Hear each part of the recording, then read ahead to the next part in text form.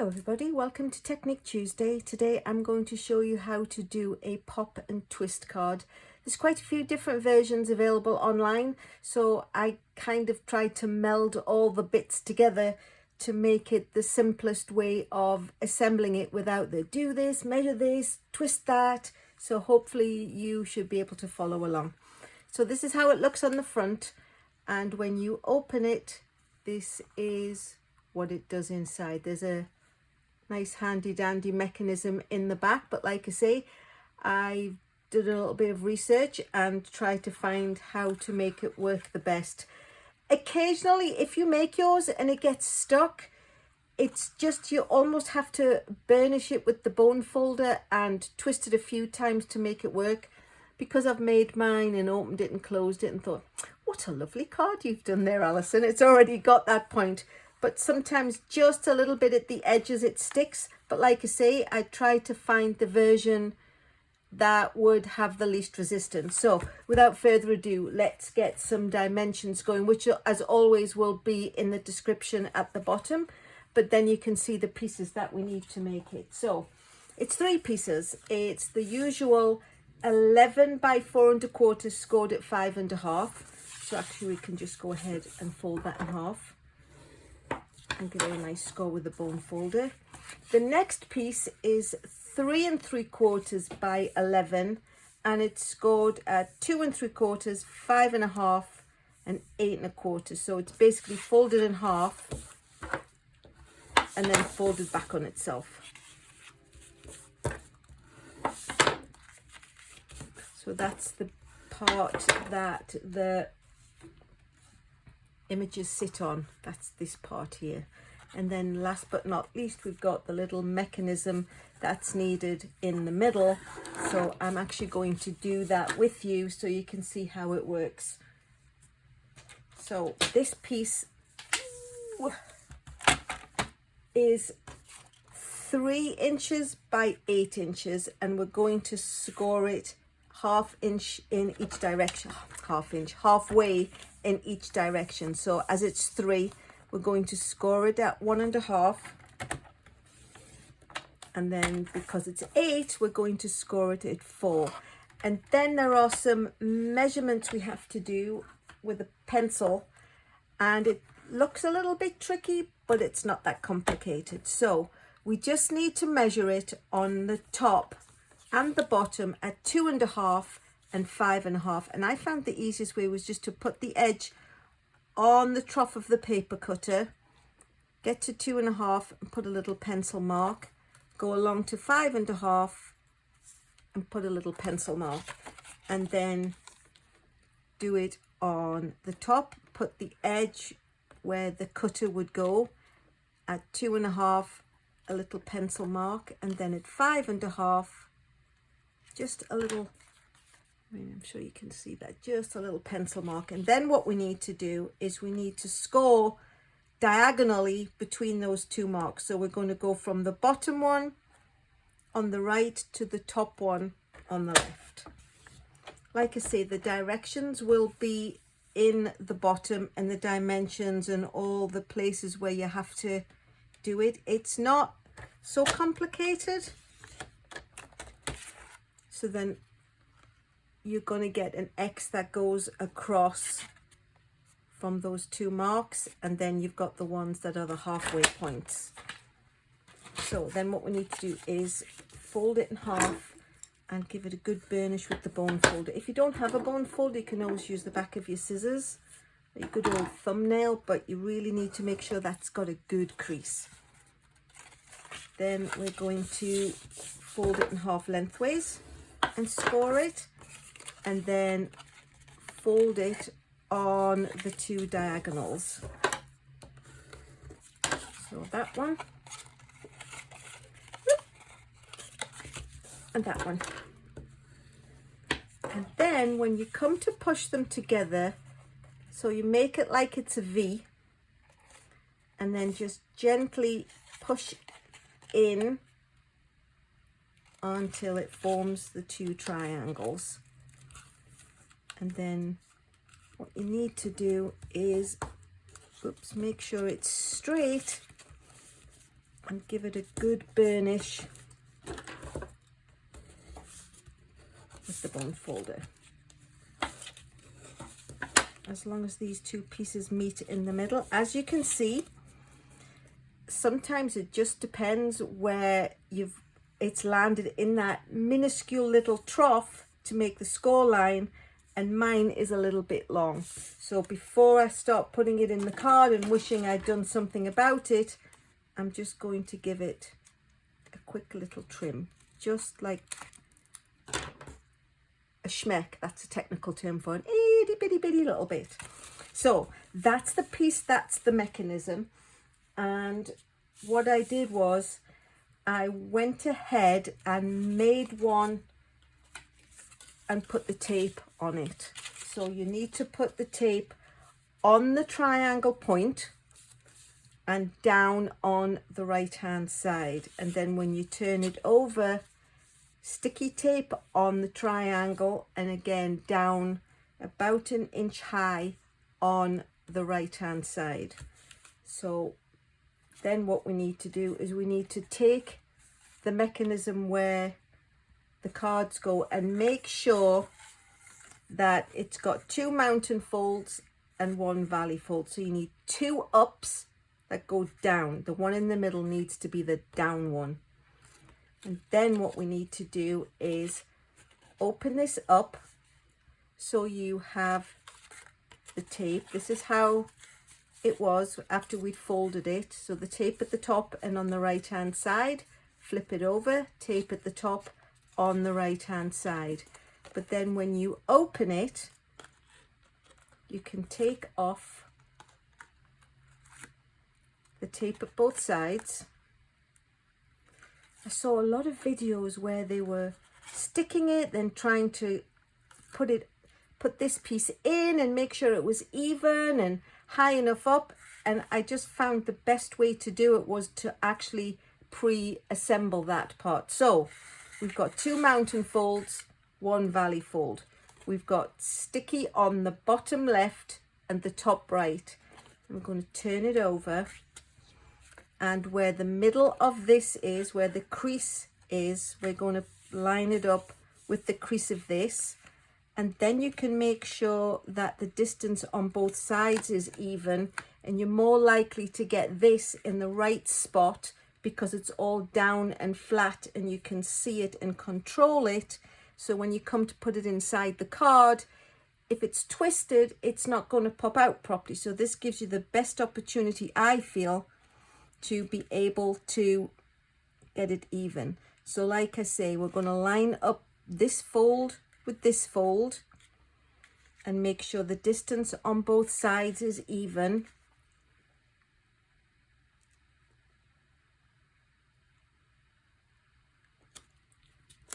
And then just smooth it along and press it down where the edges are sticky. We're not going to take this tape away yet.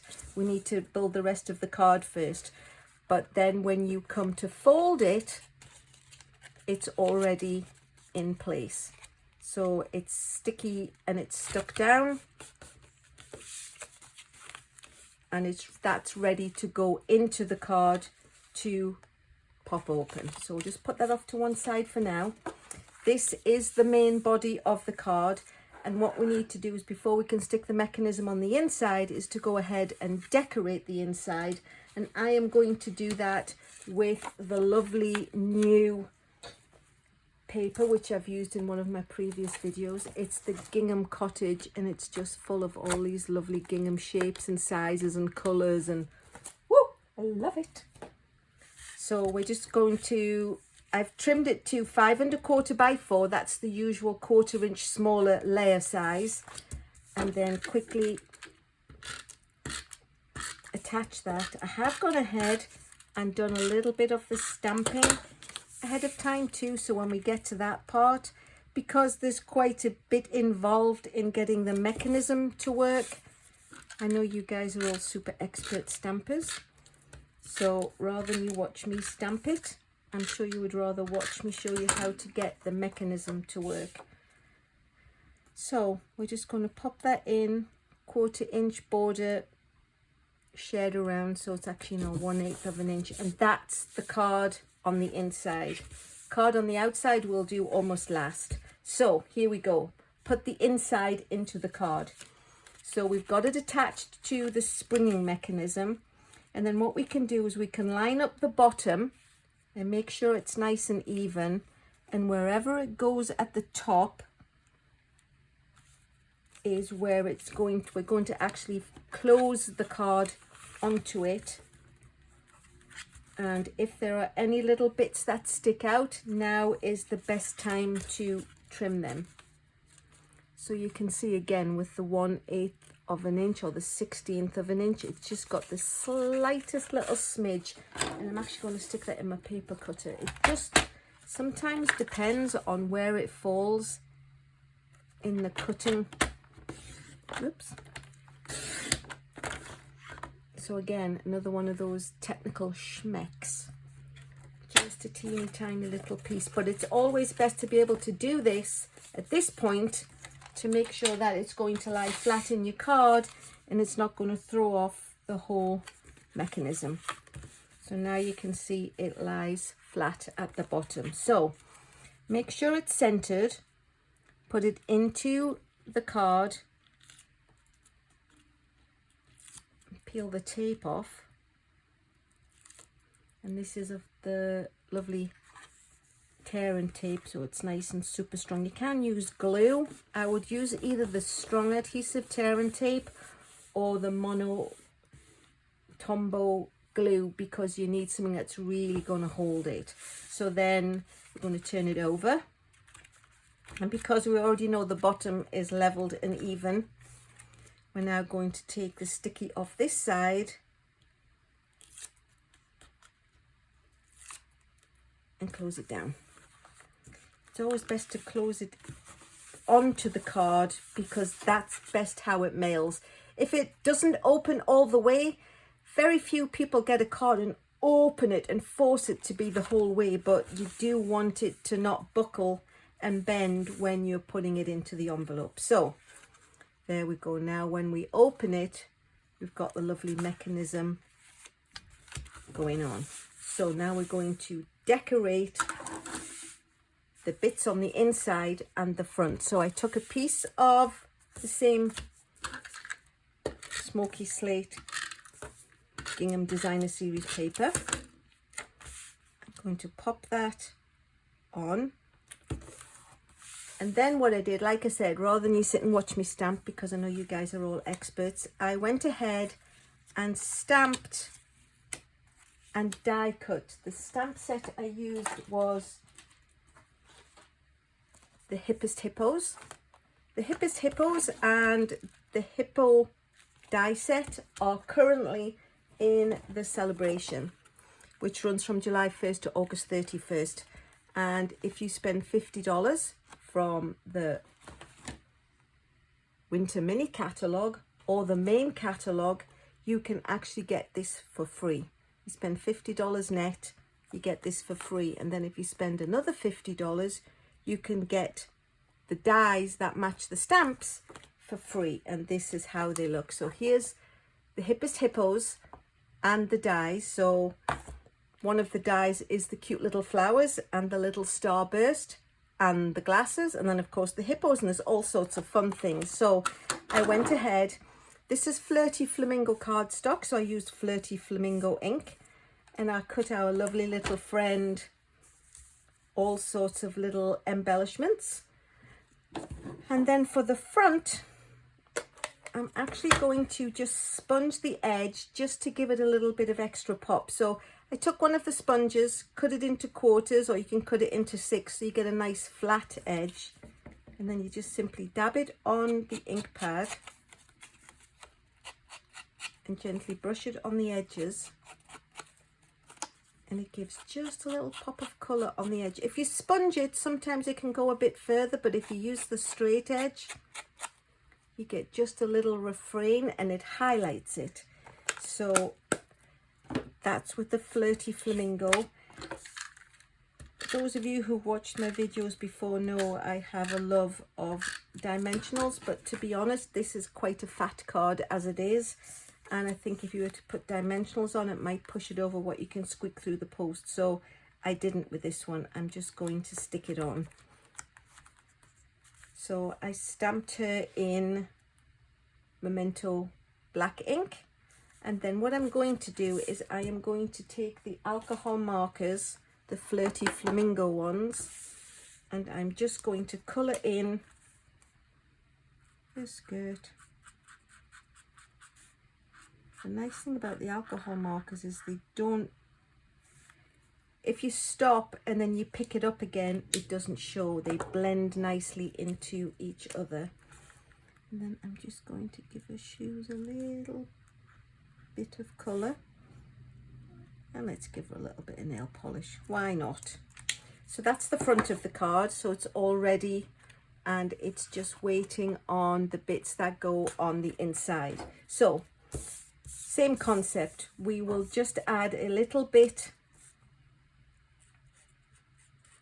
of colour, coordinating colour. One of the things I love the most about Stampin' Up products is everything coordinates. So there might as well be nail polish on the inside. We've all been to the same salon. Nice little flower. There we go. It doesn't need a lot, it just needs a little pop of colour. So then this was, you'll remember, it was 11 score at 5.5 and 2 3/4. So each box is 2 3/4 by 3.5. So these pieces are 3 by 2.5. So I'm just going to quickly stick them on.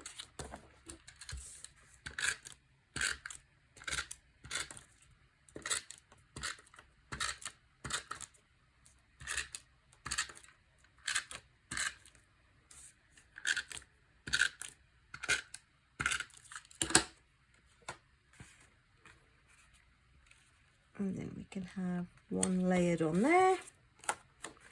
I think the words will look nicest on the third one. The ballerina can go at the end. And then the little cutie with the flowers. And what I did was I just did one die of the flowers and one of the starbursts, and then I just rearranged them differently so it gives it a little bit of a different look. So that's the card. So again, it just closes nicely. It is Gingham Designer Series paper, which is available in the mini catalogue, which runs through to December. A little bit of sponging, and it pops open with all the different hippos, which I got for free. I think that's a really lovely card. There's not much space you can write. You could perhaps put a little white piece or cut it short and write your message on there. Or there's always, of course, the whole back, so you can write little love letters to your recipient. But I think that's really cute. It pops nicely. I think these measurements that I found seem to work the best to be able to close it. Pop and twist. Sale-a-Bration freebies, couldn't get better than that. And I thank you so much for watching.